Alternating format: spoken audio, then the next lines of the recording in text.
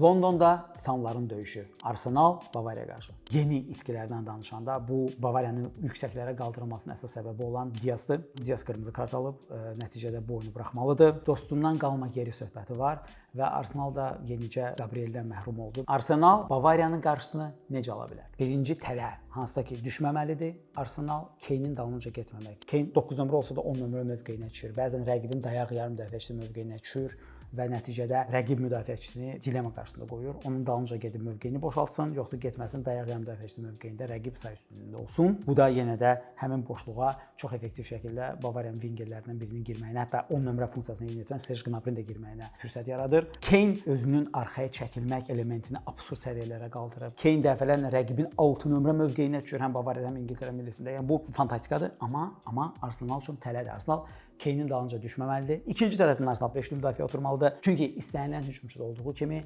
Harry Kane də baxmayaraq ki, hətta dahi səviyyəsinə çatan, qızıl top səviyyəsinə çatan bir futbolçudur. Ona məkan, alan, yəni İngiliscə space deyilir. Lazımdır ki, özünü göstərsin və 5-li müdafiədə Kane əgər birə-bir man markinglə deyil, zonal markinglə, zaten hətta birə-bir deməzdim, 2-1 tutdularsa, Kane %80% neytrallaşdırılmış olacaq. Məsələn, bu aspektdə Yamal kimi futbolçunun özəlliyi var ki, adam birə-birlərdə yaxşıdır. Kane'in özəllikləri, üstünlükləri başqa elementdədir. Arsenal standart model nədən ibarətdir? Ehtiyat eləmə Arteta ondan istifadə edər. 5-4-1 ilə Bavariya qarşı oynamaq, ya da ki 5-3-2 ilə oynamaqdır Bavariya qarşı. Amma bu o qədər də uğurlu ssenari deyil. Çünki bu zaman yenə də Bavariyanın 4 oyunçusuna qarşı bir Arsenallı ya 2 Arsenallı oyunçu olacaq əgər 5-3-2 olarsa.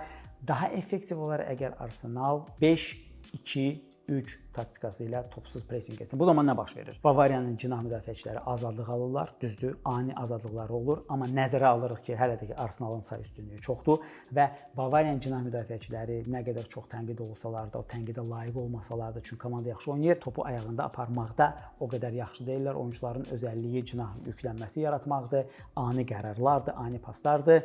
Bavariyada elitar pasa və ümumiyyətlə xətt kəsici pasa malik olan iki insan Kimmixlə Pavloviçdir. Əgər ona personal pressing olarsa, bu Bavariyanın həyatını çox çətinləşdirə bilər. Sizcə bu oyun necə nəticələnəcək və nəticədən asılı olmayaraq hansı komanda hazırda daha yaxşıdır?